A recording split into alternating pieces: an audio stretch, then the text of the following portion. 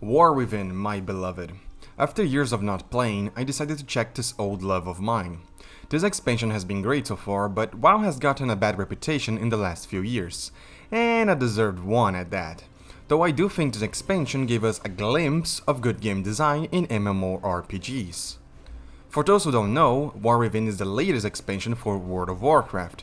It is the 10th expansion for the game, and I played WoW since Pandaria, getting into raiding in Warlords of Draenor, and stopped playing after the first raid of Shadowlands, basically because I didn't enjoy the game and story anymore, and Mythic Plus had started to become one of the worst community in the game, so I decided to quit. Now, I did come back to Dragonflight, but it was literally for a single month, and I didn't understand what was going on. I wasn't performing my best with my main class, and it was impossible to join any Mythic Plus dungeon since I didn't have any rating from past seasons.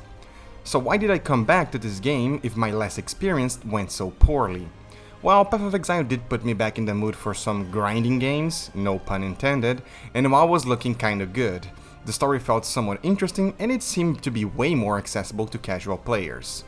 So let's try to give an early review of this expansion. Maybe if I keep enjoying the game I will also review some patches and raids in the future, and I give a full review at the end of the expansion. Let's start with the story since it might be one of the main attractions of this expansion. Not only did we get Chris Madsen back, but we also are finally resolving some past story elements.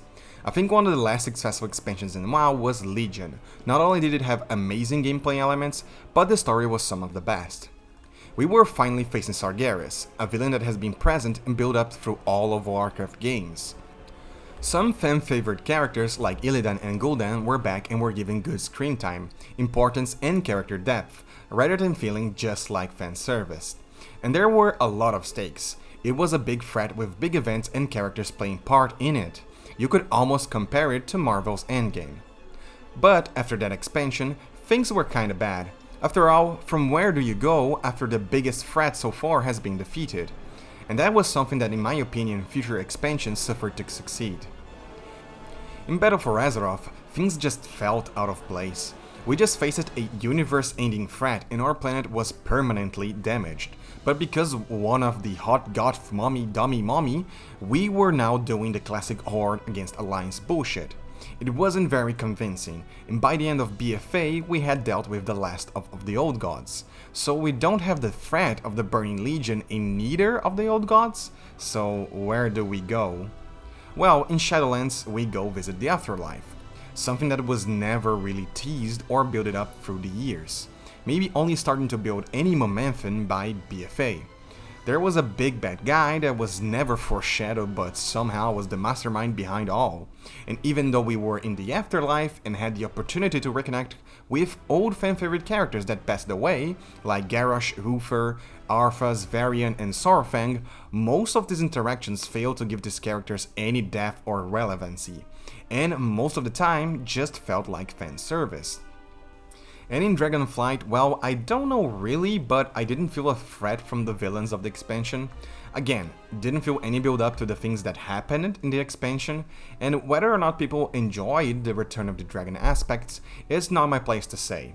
But I can say that I, to myself, didn't care all that much about them.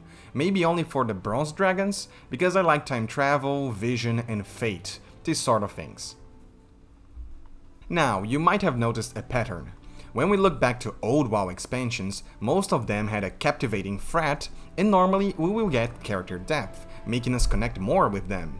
We got Illidan in Burning Crusade and the problems with Draenei and Blood Elf, and all the things they suffered. In Wrath of the Lich King, well, we got the Lich King and we saw a lot of character depth, with Saurfang losing his son, the Wrathgate cinematic, and Bolvar and Tyrion. With Cataclysm, we got Deathwing, with Thrall getting lots of attention together with the dragon aspects. Pandaria with Garrosh, and the entirety of the Horde and Alliance fighting and oppressing a whole culture to win the resources of their land. We don't talk about Warlords, and Legion, as I already explained before, with Sargeras, Illidan, Khadgar, and so on. Well, in War Within, it seems like things are starting to get back to the good path. You see, the main villain so far is Xal'atath, who is the Harbinger of the Void. Now, both elements have been present in WoW history. Xal'atath is the artifact for Shadow Priest back in Legion, and the weapon always had some interesting lines and interactions foreshadowing possible future events. Not only that, but since it was an artifact, it also has a pretty decent backstory that dated back from the day. It also has been involved with recent events, such as the slaying of Gazzose. And the Void as well, the Void, one of the primordial forces in the WoW universe, and that has been a threat since the good old days, with the old gods being minions of the Void in our reality. So yeah, pretty big threat. Not only is the villain cunning, and it makes sense since it is a being with thousands of years of existence and knowledge, but even the moments where she fails, in quotation, to capture or kill due to her lack of care makes sense.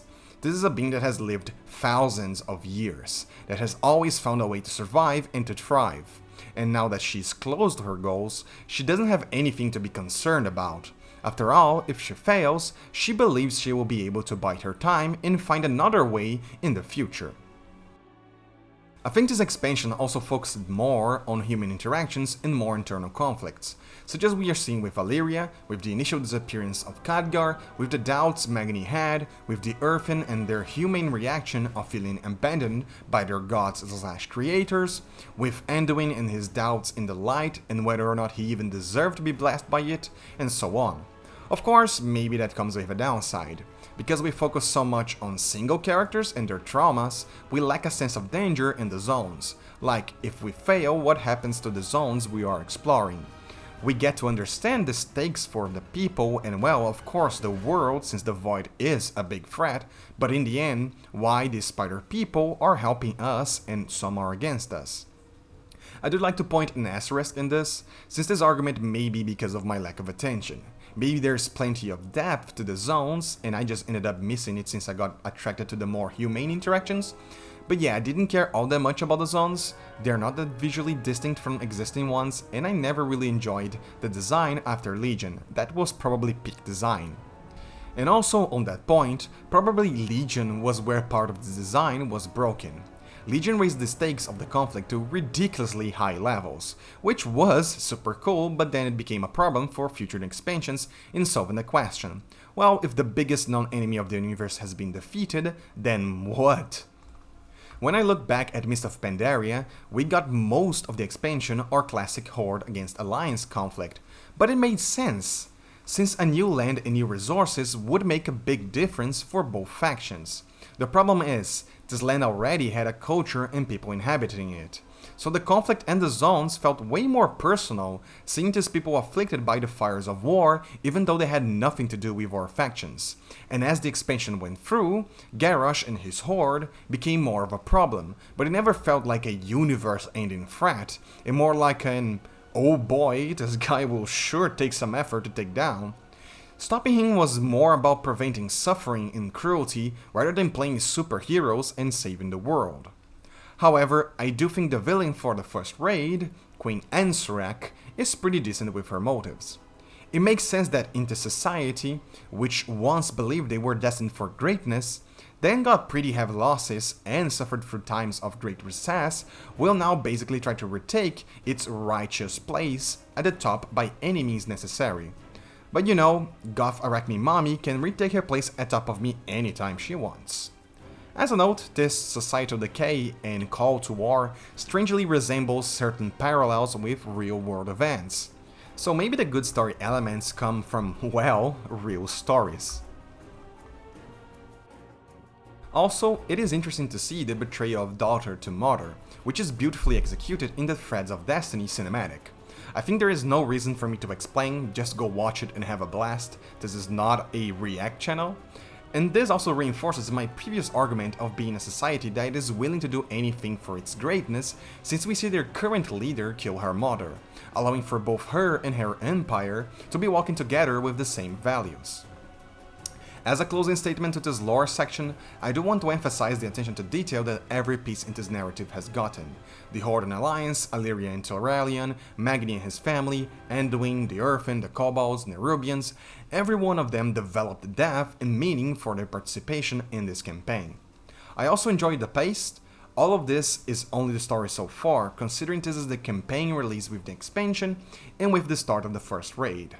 It is not that long to finish the campaign, and the new races get explored more in the side quests, so it felt like a more focused narrative was taking place in the main story, while still providing little bits of characterization for the factions, even if little and sparsed out. Okay, let's try and talk gameplay. Of course, this is an MMORPG, so this encapsulates different aspects of the game, so let's try to break down some major aspects. Let's talk about the player character. First, leveling, reputation, and gearing.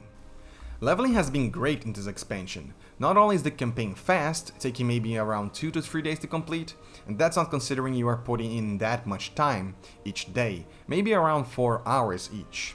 Gearing is just as easy, with many sources available for solo players, like World Quest, the different weekly caches, Random Heroics, Crafting Gear, and LFR, and some classic better sources like raiding normal or heroic and doing mythic dungeons. Now, all of this gear content was progressively released, so only later in the expansion Mythic 0 and the raid was unlocked, and the same for Mythic Plus. I prefer this. It didn't make me have a fear of missing out. I could farm my best in slot a little bit each day and didn't feel like I had to rush the content.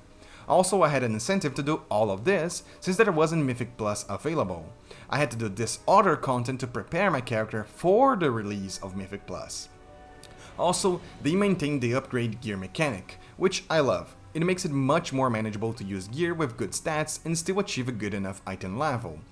It also helps with the grind, since you don't have to solely rely on drop chance to get better gear, since you are always gaining the currency to upgrade gear. So even if your desired item doesn't drop, it can still make your character stronger. I also think they made the reputation grind for each faction way easier. Yes, there are still ways to grind, but it feels like they went through a more linear progression for reputation. Each week, you will gain lots of different weekly quests that will give you 1 to 2 levels of reputation for each faction. Now, there are still grinding sources that will give you like 50 out of 2,500, so grinding feels way less incentivized for casual players, but it's still present for hardcore players who might want to grind it out. And with the best edition in all expansions, reputation never felt better, and of course I'm talking about the reputation shared between all your characters. You might have yet to learn just how much time you save by this, by not having to do a bunch of world quests with all your characters. And reputation is still pretty important. You can buy knowledge points and recipes to make your profession stronger, and you have access to high level gear, which isn't like high enough to be valuable for your main character, but is a nice boost for your alts. Love this idea, and I'm happy it works for every new expansion faction. In the same trend, another thing that is also shared is some expansion currency, like cash and the crystals, which works in harmony with reputation, as normally you will spend this currency to buy the previous things mentioned, and you can transfer so easily by just selecting from which character you want to retrieve it. There is this currency of Valor Stone and crests that are used to upgrade gear. Now, they are not shared, which I do think is a bit of a bummer for casual players, but I can understand that it would be ridiculously overpowered for mythic raiders if it could, so it's all fair. But the good thing is that they still thought about making this currency easier for alts. If you have a higher item level on your main, when you go to upgrade a gear on your alt, it will be cheaper, meaning you won't have to farm as much currency to make him stronger, and I like it. It makes sure that if you want to upgrade a gear to a certain item level in your alt, you need to have completed that difficulty with him, to at least have the currency needed. You won't need to grind with your alt, but it does ensure you at least are playing with him to reap the rewards. Now, still on the topic of alts and shared things, the new Warbound Gear is pretty good. As far as I'm aware, WoW always had a boost gear for alts, but normally it was reserved for when the expansion was already midway through their life. So having this with the expansion launch makes alts even more viable to have. And remember, with leveling easy as it is, getting them to level 80 and gearing them up is as easy as it can get. Okay, so we know characters are easy to level and we have the opportunity to play many different classes. Most of them are viable, but there has been this thing, this word that has made playing in most expansions somewhat of a hell. And of course, I'm talking about borrowed power. Does this expansion contain a borrowed power? Will I have to grind it? Will I see it going away once this is over? Is the borrowed power even meaningful, or are we talking about an Azurite gear situation? My friends, I'm glad you asked, and I'm glad to tell you no, we don't even have a borrowed power system. So does this mean our classes play the same as before? Is there nothing to make us feel stronger? Of course there is. Now, each class possesses a new segment in its talent tree, the hero talent tree. Not only that, but you have two options to choose from to further expand your class power and fantasy. I say this is for the expansion because you only have access to it once you are inside the range of level 71 to 80. I do consider these talents as borrowed power since we don't really know what will happen to them in future expansions. If all or part of it will still be available or if some classes are going to lose it entirely. Only time will tell us, but as much as I like, I can't see how they will expand this further. Of course, they can stay in expansions moving forward at different things, but I think the path of expanding more and more of the talent tree, as much as I would love, and I think also most people, it does start to become a nightmare to balance, so not sure if they will follow in this route. But from my experience, most of them are more passive oriented, so they don't really add any new buttons, so at least gameplay wise, they could keep adding new talents. But are they actually that interesting? Does it add to the fun of the classes? To me personally, yes. Take for example Enhancement Shaman. Shaman is all about the power of the elements and invoking totems, so what are their two options? One of them is the Tempest tree, which revolves around transforming your lightning bolt into a tempest, which is a big thunder explosion, so your fantasy of being this master of elements comes true, as you now have an ability that deals insane damage, explodes in an AoE, and just has that feeling of good impact through good animations and sound design. So you become this master of lightning damage. While the other tree is totemic, allowing you to summon powerful totems to aid you, having this army of totems at your disposal. And I don't think this is exclusive to Shaman. To my knowledge, other classes have some cool ones. Demon Hunter has Adachi Reaver and Felskard, so either you become a master of your glaives or enhance your demon form while delving into the Fel magic team. Retribution Paladins got a Templar and the Herald of Ashes. One focusing on becoming this being of the radiant light by your abilities making you emanate damage and create chains of light to other things, and the other making you call down more hammers and bring down the weight of light. And so on. I can talk about each hero talent tree, or we would be here until the end of the expansion. Now, not every hero tree was created the same. Some classes have some balanced trees, meaning you can choose whatever of the two options you prefer, but other classes are quite stuck with only one, at least only one viable. Shaman is an example. Tempest is performing incredibly well. The totemic is not even considered for enhancement shamans. So if you're looking to be more competitive and a high-end player, you might be stuck to a certain gameplay style, but that always tends to be the case if you are on this path to min-max. But I don't think that is true for all classes. I know that Paladin is balanced and you can choose whatever, and so is the case for some other classes, so it's nice to see that the balancing team is putting in the effort to equalize the options. Overall, this was such a nice feature for the expansion. It made every class feel somewhat refreshed and even made me pick up a new main, since almost every class was looking new and exciting. And I love it when a game tries to further develop a class fantasy, as many people do wanna be and feel like a paladin, a rogue or a druid, and this helps with that. This was a problem I had with borrowed power. I didn't feel a connection to my Azurite armor or my legendary in Shadowlands. But when we look back to Legion, everyone used to love the artifact weapons, even if it was a borrowed power system. I believe the reason is because it helped us to further connect with our classes and spec. Not only was it cool to finally have weapons that were important for our specs, but the abilities you would get from your artifact tree were also thematically relevant. So I see this as a win, similar to the beloved artifact tree minus, well, the artifact. And maybe something Blizzard could consider is making sure most new talents look visually appealing, because just as I love Tempest for its nice explosion and sound and animation, some classes and talents would benefit from having better animations and updated visuals. Now, it seems they are looking into that for future patches, as Retribution, Shaman, Hunter and other classes are getting some reward to their talents, especially to the visual effects of their skills, so I consider this a good sign for the future. Okay, classes are good and gearing is good, but what content is there to do? Well, there is your bread and butter with Mythic Plus dungeons and raids, but I would like to highlight the new content, which is Delves. Delves are supposed to be the solo dungeon that you can do to farm some gear and upgrades, and it's good at that. Before Mythic Plus was released, it was probably one of the best farming strategies to gear up for normal and heroic raids. It has some amazing designs, such as a mini season pass that unlocks things for the Delve vendors. It is also super short, with each run taking around 5 to 10 minutes max to complete. And it has different levels of difficulty, which allows you to farm different gear drops, and it has some fun upgrades that are retained only inside the instance. It also has a bountiful system where each day, 4 of the delves available drop more loot if you have a key, and I think this is good because it forces some variety, incentivizing people to always be doing the different delves of the day rather than farming only one that is supposed to be the fastest. And in delves, maybe there's something to criticize, which is, what exactly are they aiming for this content? Like, I love the idea of solo content and the fact that it is short, but there is also a big problem with difficulty scaling. Tier 8 delves are way much higher in difficulty than Tier 7, and not only that, but Tier 8 has some insane scaling in mob health and damage when you're doing in 5 people, at least from my experience in the earlier weeks of the expansion. It was almost one-shotting every member in the party.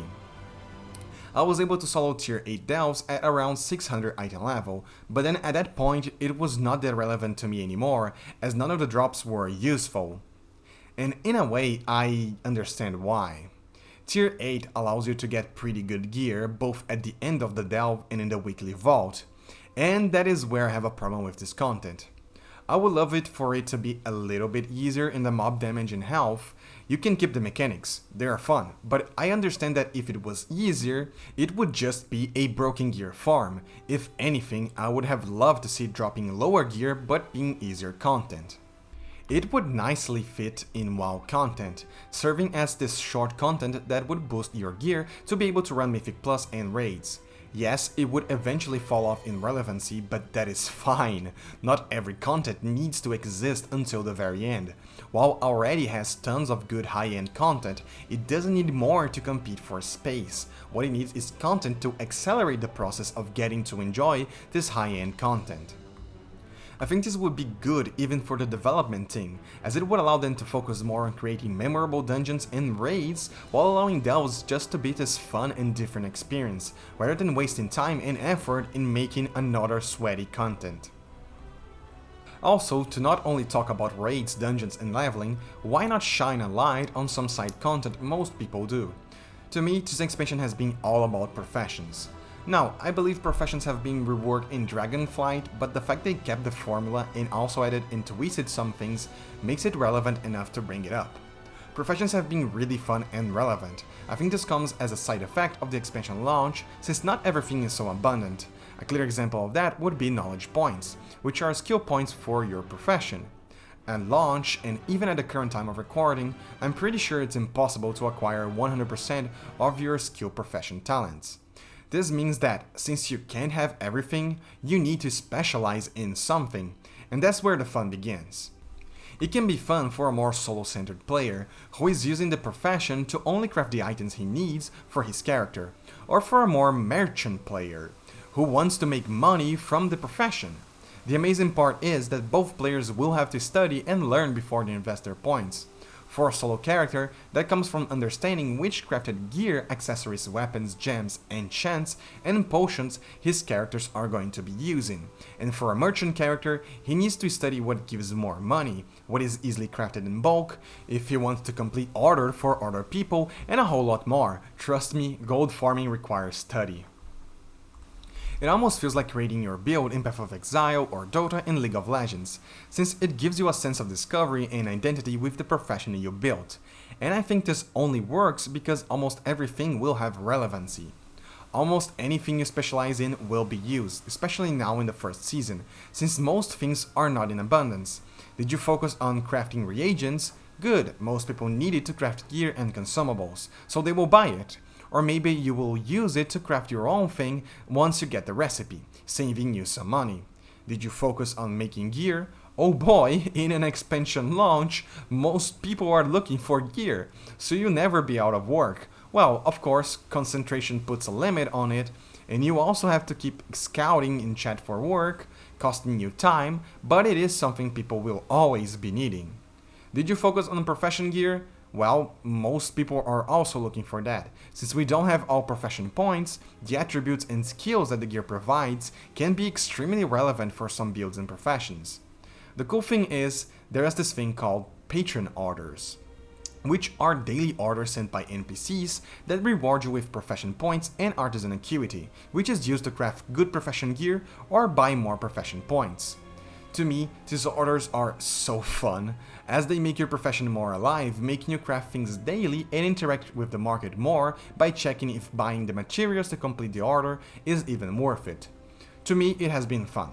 I did the classic mining and herbalism profession in my main character, so I can keep gathering while waiting for the summons before raid time or while waiting for a friend to continue Mythic Plus. And on my alts, I focused more on reagents, since that saves me more money when focusing on completing pre-turn orders, and boy, they don't like sending materials for their orders.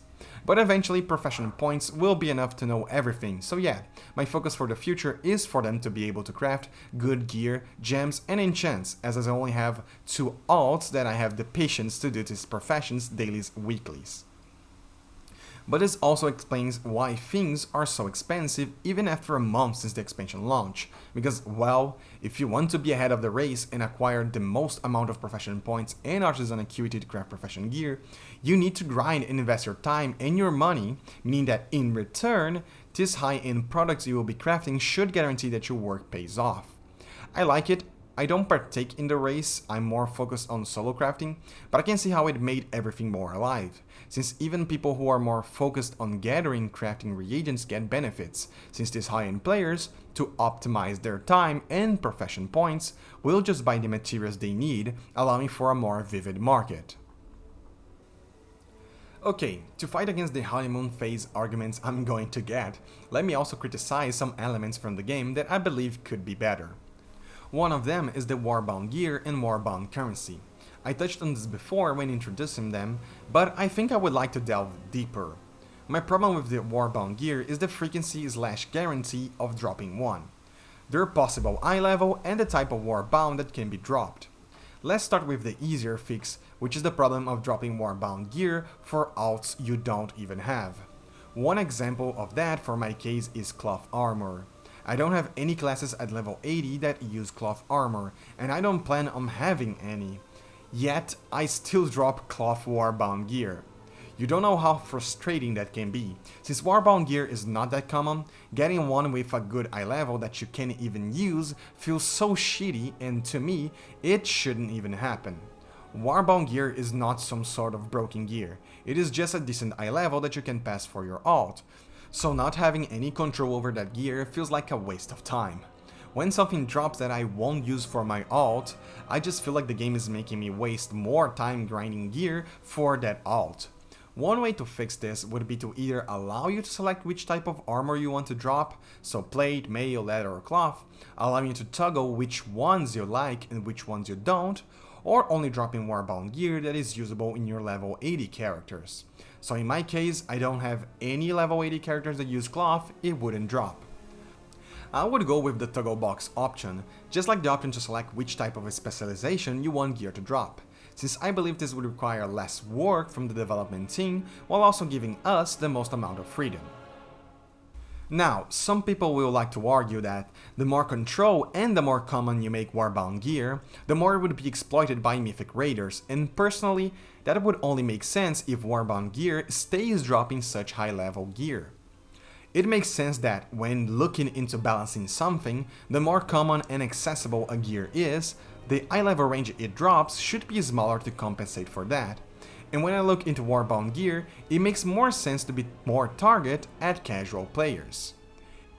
A hardcore player probably has time to grind gear for more than one character, and is probably more willing to do that, since he understands what he needs to do to play on such a high level, so having this Warbound Gear to be of a lower eye level wouldn't hurt them, since I don't even think they rely on them that much.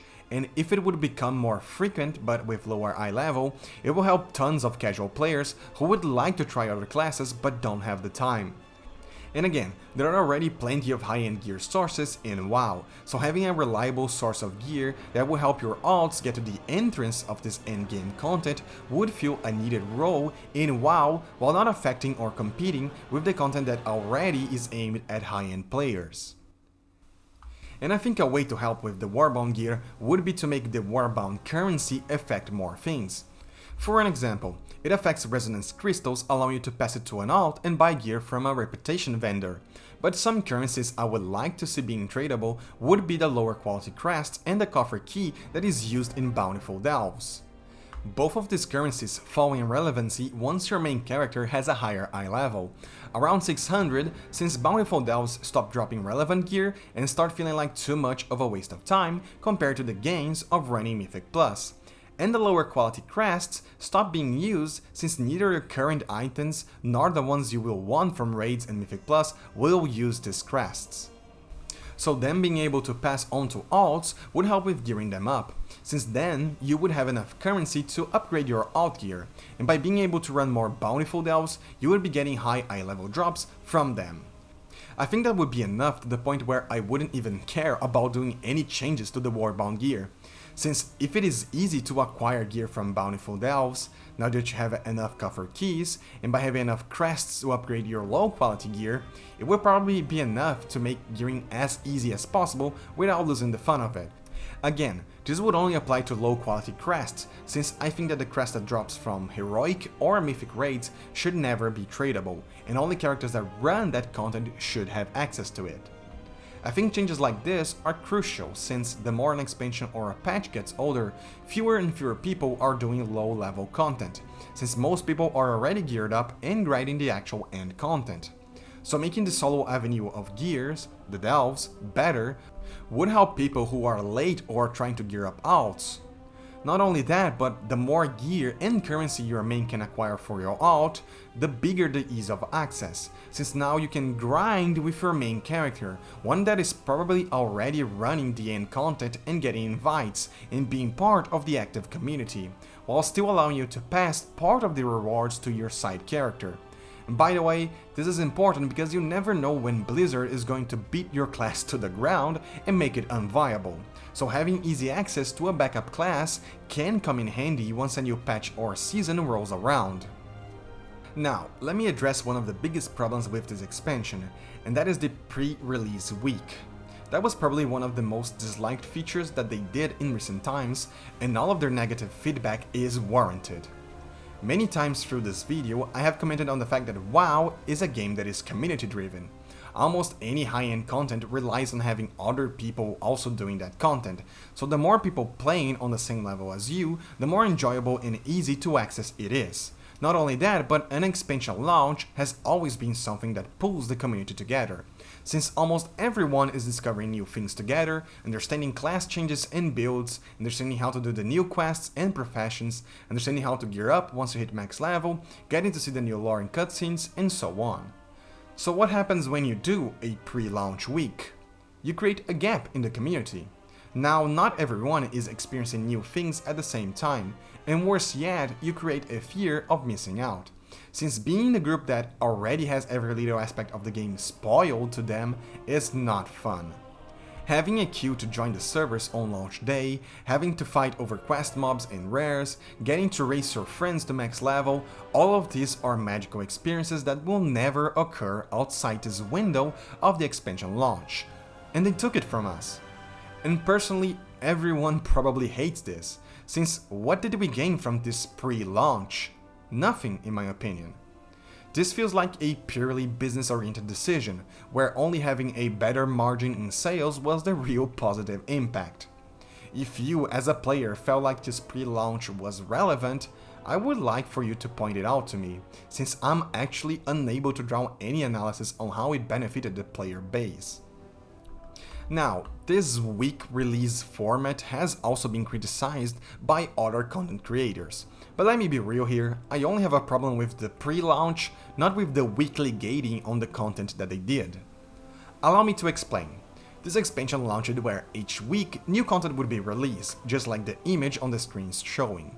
So we had the first week being the previous talked early access week, the second week we had the joke of an unofficial launch, then we went 1 week without having anything new, and then on the fourth week we got the Season 1 launch, with high level delves, Mythic 0, world bosses, normal and heroic raids, and so on, so basically most of the high-end content.